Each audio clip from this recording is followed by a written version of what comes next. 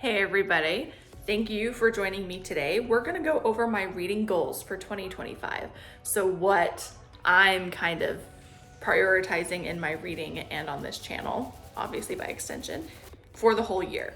And right now I'm filming this, it is late January, but these have been my goals for the month. I just haven't filmed them yet. I wanted to kind of share with you guys what's going on in my mind, what I value, like those kinds of things, right? So I have 5 points, 5 reading goals for 2025. And number 1 is read queer books. And I always love reading queer books. If I make it a goal, then I won't sabotage myself out of it as much, is kind of the idea, because I sabotage myself out of things that I want to read, that I love, that like all of those things all the time. So if I make it a goal, it helps. So I can like count all of my queer books, right? And specifically, I'm on my non-binary journey is kind of the situation. I don't want to go into it more factually, but that's why like my name isn't out there right now. I'm feeling it out, but I want to read about people like me. So bi, pan, ace, and B kind of voices. And it's not just those, like not by a long shot. I want to read all queer books, but I want to read a lot that I do relate to, I could relate to, that I identify with, and other identities that I find like that I still can connect with on a queer level, if not like a I am that identity kind of way. So I hope that makes sense. But if you have NB books, transmasc books, send them my way. Tell me your pitch. Moving right along to number 2. Goal number 2 for the year is read BIPOC books. And this one is so important to me because as a white person, I have been in the perspective and in the place where I've never had to think about it. And in recent years, I've been able to notice it and listen to like voices of people of color about different realities that I was ignorant to, and I still am ignorant to, and I don't want to be ignorant anymore. And that means that like I can't just interact with bookish content and hope that Black voices come to me. I can't do that because the algorithms are never going to do that, to be blatant, right? They're never going to do that. So I'm trying to be very conscious and aware this year of who I'm reading, of what voices I'm reading, and make sure that there's a mix of them. I'm not just letting books come to me and end up with 95% of them being white voices. I want to hear from everybody. And that means being more purposeful and taking more like action, being more proactive in selecting books that I'm buying. And this can clash with other goals like reading what I own, because I've been collecting books for years. Excuse me, I'm sorry. But I want to be aware. I want to make it a better balance. I want to be purposeful in this. I want to listen to all of the voices. That's number 2. Not in order of prioritization, by the way.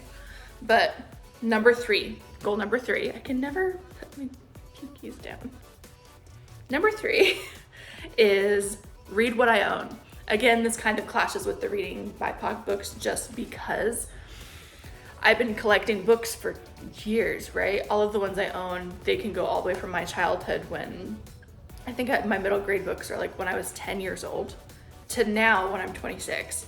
And that means that I've spent 15 years not being aware of which books I'm picking up and not caring which ones are recommended to me and what the authors, like who the authors are and how they identify.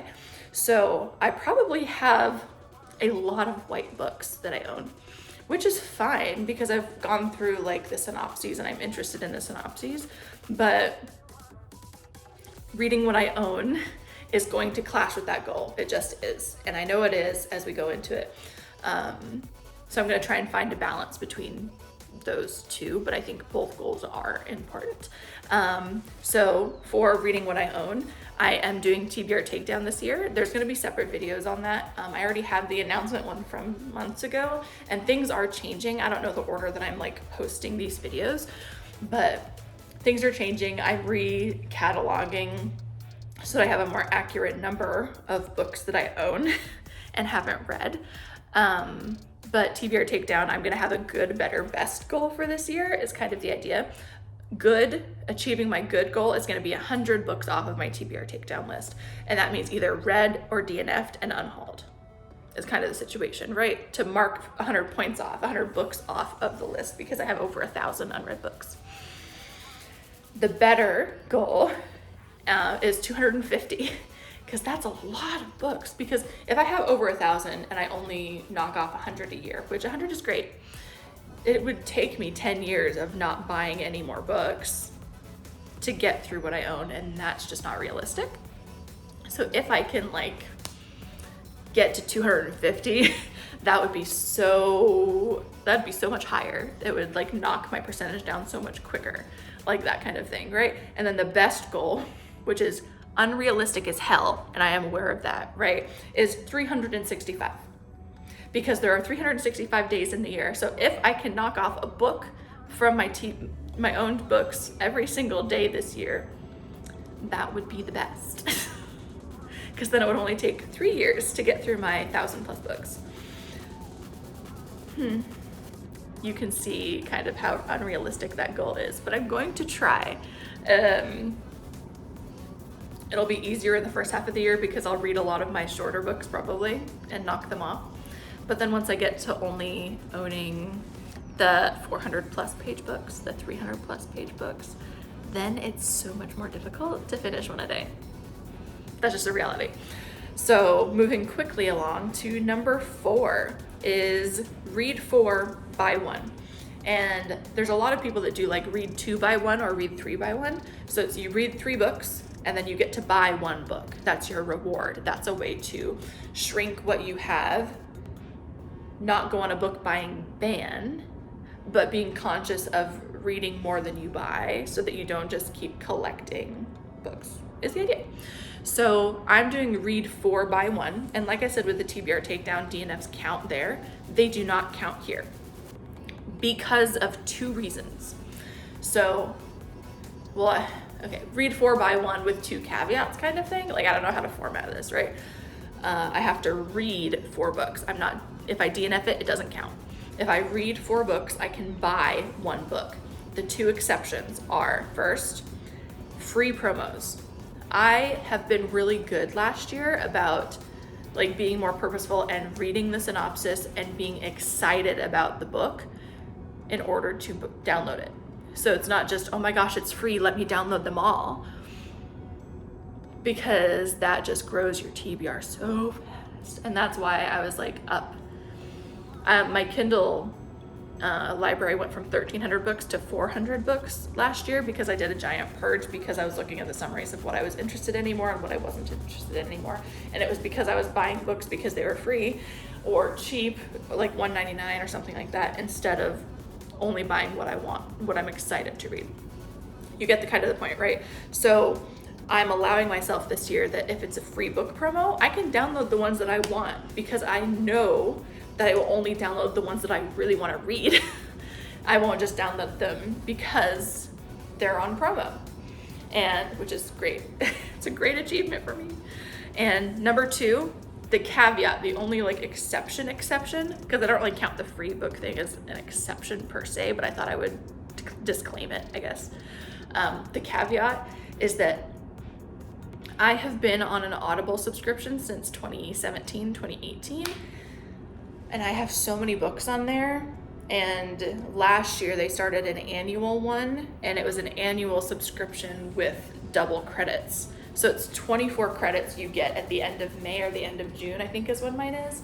And then you get them to use throughout the year. It is January 25th. I said that mine renewed either on May 30th or June 30th of last year. And I still have 22 of my 24 credits. And if you can guess, I cannot read 88 books so that I can purchase 22 books that are definitely going to be on audio by halfway through the year. You know what I mean? Like, it's a lot, right? And if I don't use, and I'm trying to cancel this subscription, by the way, because I have over 400 books on Audible. I've read some of them, but not 75% of them, you know? So I'm going to be using those 22 credits. I just am. I'm gonna be doing it before it renews itself so that I can cancel it and not lose those credits. So that's not gonna count necessarily towards my read 4 buy 1. I'm going to try in the next 4 months-ish, right? Because it's the end of January, that making books that I would want to buy so that I can make my actual purchase list for this read 4 buy 1. I'm going to try to use those on Audible if I can. If it's something that's not on audio, then obviously I'll just buy the one that I want, right? But whichever ones are remaining for that, whether it's 4, whether it's 18, I'm just gonna do a haul at the end of my term of that subscription. I'm just gonna do a haul and it's not gonna count on this. I might zero it out, we'll kind of see where I am at that point, but that's how I'm approaching it. That was a big, long explanation. I hope it made sense. Finally, my 5th and final reading goal for 2025 is have fun. As many goals as I have, as many things as I want to achieve, as many books as I want to read, as all of these numbers that I'm making up for myself now to try and knock them out. I just want to have fun. I want to read the books that I want to read. I want to love the books that I'm reading. And that's the priority in the end. So that is my list of my 5 reading goals in 2025. If you want to hang out and stay and read books with me and chat about them and recommend them to each other, I am so excited to do that with you. And let's just get going for the rest of the year. Share some of your top ones so far in the year, because we're almost a month in. Well, we probably will be a month in by the time this is posted, but let me know how you're doing so far. Again, thanks for stopping in and hanging out, and I will see y'all in the next video. Bye.